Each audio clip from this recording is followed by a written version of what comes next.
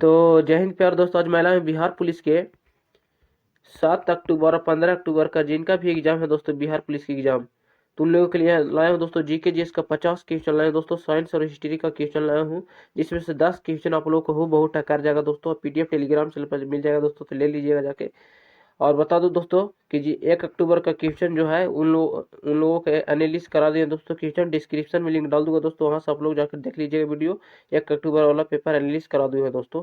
तो चलिए यहाँ से 7 अक्टूबर 15 अक्टूबर के लिए क्वेश्चन यहाँ से स्टार्ट होता है दोस्तों। तो पहला क्वेश्चन, इसमें से 10 क्वेश्चन आप लोगों को बहुत टकरेगा दोस्तों एग्जाम में। तो चलिए यहाँ से पहला क्वेश्चन देखते हैं। बिहार पुलिस के एग्जाम का पहला क्वेश्चन है कि निम्न में किस खनिज द्वारा लोहा प्राप्त किया जाता है।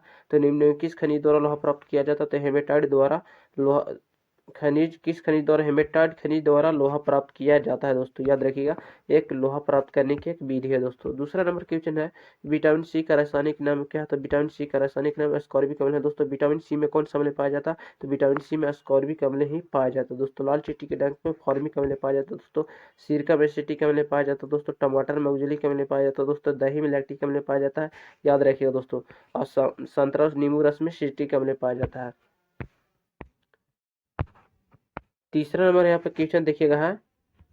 तीसरा नंबर क्वेश्चन, सूर्य पर ऊर्जा का निर्माण होता है। तो सूर्य पर ऊर्जा का निर्माण किस प्रकार होता है? तो नाभिकीय संलयन के द्वारा सूर्य पर ऊर्जा का निर्माण होता है दोस्तों, याद रखिएगा। नाभिकीय संलयन के द्वारा सूर्य पर ऊर्जा का निर्माण होता है, याद रखिएगा। नेक्स्ट क्वेश्चन देखिए यहाँ पे है, चौथा नंबर क्वेश्चन है यहाँ पे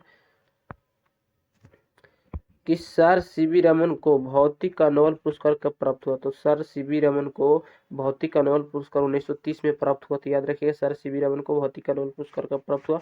तो 1930 में प्राप्त हुआ था। पांचवा नंबर यहाँ पे क्वेश्चन देखिएगा है कि भू परिपाटी में सर्वाधिक पाए जाने वाले तत्व है। तो भू परिपाटी में सर्वाधिक मात्रा में पाए जाने वाले तत्व ऑक्सीजन है दोस्तों, याद रखिएगा। नेक्स्ट क्वेश्चन देखिए यहाँ पे है, 7वां नंबर क्वेश्चन यहाँ पे है कि सिरका में कौन सा अम्ल पाया जाता है? तो सिरका में एसिटिक अम्ल पाया जाता है दोस्तों, याद रखिएगा। सिरका में एसिटिक अम्ल पाया जाता है। और टमाटर में ऑक्जेलिक अम्ल पाया जाता है दोस्तों। दही में लैक्टिक अम्ल पाया जाता है दोस्तों। इमली में टार्टिक अम्ल पाया जाता है। और संतरा और नींबू खाटे पदार्थ में दोस्तों सिट्रिक अम्ल पाया जाता है, संतरा और सेब में। 8वां नंबर क्वेश्चन यहाँ पे कि रॉकेट किस सिद्धांत पर कार्य करता है? तो रॉकेट न्यूटन गति के तीसरे नियम पर कार्य करता है दोस्तों, याद रखिएगा। नेक्स्ट क्वेश्चन को और देखिए, यहाँ से है क्वेश्चन, यहाँ से स्टार्ट होता है दोस्त। नेक्स्ट क्वेश्चन यहाँ पे है, नेक्स्ट क्वेश्चन यहाँ से है कि 9वां नंबर क्वेश्चन, घेंगा घेंगा रोग किसकी कमी से होती है दोस्तों? तो घेंगा रोग आयोडीन की कमी से होती है, याद रखिएगा। गवाइटर रोग किसकी कमी से होती है? तो आयोडीन की कमी से ही गवाइटर या घेंगा रोग होती है, याद रखिएगा। नेक्स्ट क्वेश्चन 10वां नंबर क्वेश्चन यहाँ पे है, शुद्ध सोना कितने कैरेट का होता है? तो शुद्ध सोना 24 कैरेट का होता है, याद रखिएगा। शुद्ध सोना कितने कैरेट का होता है? तो 24 कैरेट का होता है। 11 नंबर क्वेश्चन यहाँ पे है, देखिएगा कि जल में वॉशिंग सोडा का घोल होता है तो क्षारीय होता है दोस्तों। जल में वॉशिंग सोडा का घोल होता कैसा होता है? तो क्षारीय होता है दोस्तों। क्षारीय अम्ल से अभिक्रिया करके उसको उदासीन बना देता है, याद रखिए। लवण और जल बनाता है दोस्तों, सॉरी। 12 नंबर क्वेश्चन की तरल अवस्था में पाए जाने वाली अधातु कौन सा है? तो बोरोमिन है दोस्तों। तरल अवस्था में पाए जाने वाली अधातु कौन सी है? तो बोरोमिन है। नेक्स्ट क्वेश्चन देखिए यहाँ पर 13 नंबर क्वेश्चन है कि अम्ल के साथ क्षार की प्रतिक्रिया से क्या उत्पन्न होता है? तो जब कोई अम्ल भस्म से अभिक्रिया करते हैं दोस्तों तो लवण जल बनता है दोस्तों। जब कोई अम्ल क्षार से अभिक्रिया करते हैं तो लवण और जल बनता है दोस्तों। जब कोई धातु के कार्बोनेट या बाइकार्बोनेट अम्ल से अभिक्रिया करती है तो लवण जल और कार्बन डाइऑक्साइड बनती है दोस्तों, याद रखिएगा दोनों कंसेप्ट। ये भी क्वेश्चन यहाँ से पूछा जा सकता है। 10वां नंबर क्वेश्चन की मगध जनपद की राजधानी कहाँ थी? तो राजगिरी में थी दोस्तों, याद रखिएगा। मगध जनपद की राजधानी कहाँ थी? राजगिर में थी, याद रखिएगा। 15 नंबर क्वेश्चन यहाँ से है कि इलेक्ट्रॉनिक विन्यास 2 वाले तत्वों को पहचान करें। तो ऑक्सीजन होता है दोस्तों। ऑक्सीजन की परमाणु संख्या 8 है दोस्तों, जिसकी इलेक्ट्रॉनिक विन्यास 2 और 6 होता है दोस्तों। 8 होता है दोस्तों, 2 और 6 में टूट जाता है इलेक्ट्रॉनिक विन्यास करने पर। 16 नंबर क्वेश्चन है, यहाँ पे देखिएगा कि निम्नलिखित में किसका पीएच मान 7 होता है दोस्तों? तो शुद्ध जल का पीएच मान 7 होता है दोस्तों। 7 से अधिक वाला को दोस्तों, 7 जिसका पीएच मान 7 होता है दोस्तों वह उदासीन होता है दोस्तों, याद रखिएगा। 7 जिसका पीएच मान होता है उदासीन के बराबर होता है। और 7 से अधिक वाला को दोस्तों क्षारीय बोला जाता है। 7 से अधिक वाला जिसका पीएच मान 7 से अधिक वो क्षारीय है। और 7 से कम वाला को दोस्तों अम्लीय बोला जाता है, याद रखिएगा। मिट्टी का पीएच मान कितना होना चाहिए? तो 7.4 से लेकर होना चाहिए दोस्तों 6.6 से बीच में 7.4 के बीच। 17 नंबर क्वेश्चन, अंग्रेज भारत में पहली बार कब आए थे? तो अंग्रेज भारत में 24 अगस्त 1608 को अंग्रेज भारत में आए थे दोस्तों, सबसे पहले सूरत में आए थे। अंग्रेज सबसे पहले भारत कब आए थे? तो 24 अगस्त 1608 को भारत में आए थे, जो सूरत में सबसे पहले आए थे, याद रखिएगा। 18 नंबर क्वेश्चन यहाँ पे है कि चीनी यात्री फयान किसके शासनकाल में भारत आया था? तो चीनी यात्री फयान किसके शासनकाल में भारत आया था? चंद्रगुप्त द्वितीय के शासनकाल में फयान भारत आया था। एक क्वेश्चन याद रखिएगा दोस्तों, इंपॉर्टेंट क्वेश्चन है। इसके अलावा नेक्स्ट क्वेश्चन देखिएगा, 19 नंबर क्वेश्चन है कि ताजमहल का डिजाइन किसने तैयार करवाया था? तो उस्ताद अहमद लाहौरी ने ताजमहल का डिजाइन तैयार करवाया था। ताजमहल का डिजाइन किसने तैयार करवाया था? तो उस्ताद अहमद लाहौरी ने ताजमहल का डिजाइन तैयार करवाया था। 20 नंबर क्वेश्चन यहाँ से देखिएगा है कि प्लासी का युद्ध कब हुआ था? तो 1757 में प्लासी का युद्ध लड़ा गया था, याद रखिएगा। मोहम्मद गौरी और चौहान, सॉरी दोस्तों। 21 नंबर क्वेश्चन, बक्सर का युद्ध कब हुआ था? तो बक्सर का युद्ध 1764 में लड़ा गया था, याद रखिएगा। बक्सर का युद्ध कब हुआ था? तो 1764 में लड़ा गया था। चंदेरी का युद्ध कब हुआ था दोस्तों? तो 1528 में चंदेरी का युद्ध लड़ा गया था।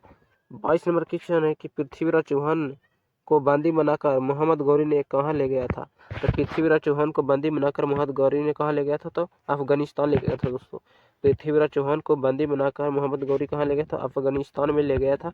23 नंबर क्वेश्चन यहाँ पर देखिएगा कि भारत का पहला उपग्रह कौन सा था? तो आर्यभट्ट भारत का पहला उपग्रह है, याद रखिएगा। भारत का पहला उपग्रह कौन है? तो आर्यभट्ट भारत का पहला उपग्रह है।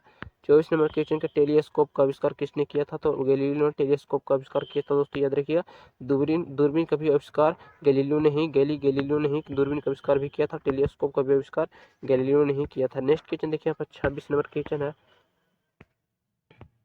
कि अशोक ने किस युद्ध के बाद बौद्ध धर्म को अपना लिया?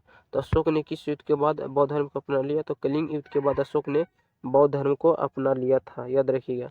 नेक्स्ट क्वेश्चन यहाँ से देखिएगा है 27 नंबर क्वेश्चन यहाँ पर है कि साइनोबैक्टीरिया को क्या कहा जाता है? तो साइनोबैक्टीरिया को नील हरित शैवाल कहा जाता है, याद रखिएगा। साइनोबैक्टीरिया को क्या कहा जाता है? तो नील हरित शैवाल कहा जाता है दोस्तों। इसमें सब लोग को 10 क्वेश्चन हो बहु बिहार पुलिस में टक्कर जाएगा दोस्तों। 28 नंबर क्वेश्चन के भारतवर्ष में पशु विहारों की संख्या कितनी है? तो भारतवर्ष में पशु विहारों की संख्या 448 है, याद रखिएगा। भारतवर्ष में पशु विहारों की संख्या कितनी है? तो 448 है। 29 नंबर क्वेश्चन यहाँ पर देखिएगा कि प्राणी विज्ञान का जनक कौन है? तो प्राणी विज्ञान का जनक अरस्तु है दोस्तों। जीव विज्ञान का पिता भी अरस्तु ही है। और भूगोल के जनक हिकैटियस है दोस्तों। भूगोल का जनक कौन है? हिकैटियस, याद रखिएगा। और फिजिक्स का जनक कौन है दोस्तों? तो न्यूटन फिजिक्स का पिता कहे जाते हैं न्यूटन को, सर आइजैक न्यूटन साहब को। सर आइजैक न्यूटन ने सापेक्षता का भी सिद्धांत दिए थे दोस्तों। ई बराबर एम सी का स्क्वायर बराबर, ये न्यूटन ने साहब नहीं दिए थे दोस्तों। ई बराबर एम सी स्क्वायर का सिद्धांत न्यूटन साहब नहीं दिए थे, और सापेक्षता का भी सिद्धांत न्यूटन नहीं दिए थे। 23 नंबर क्वेश्चन, वनस्पति विज्ञान का जनक कौन है? तो थियोफ्रेटस दोस्तों वनस्पति विज्ञान का जनक है। प्राणी विज्ञान का जनक अरस्तु है, याद रखिएगा।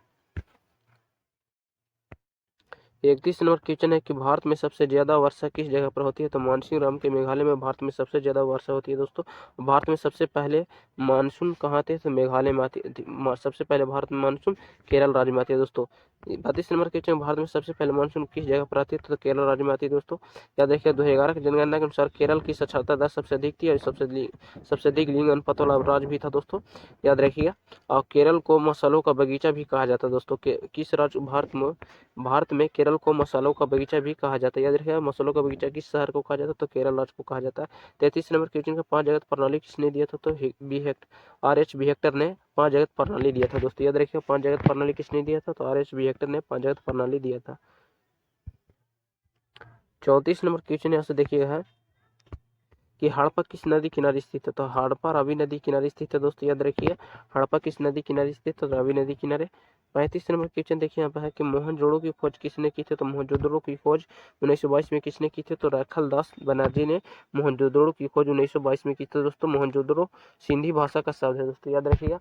मोहनजोदड़ो किस भाषा के शब्द है? तो सिंधी भाषा का शब्द है दोस्तों। मोहनजोदड़ो की खोज 1922 में किसने की थी? तो राखालदास बनर्जी ने।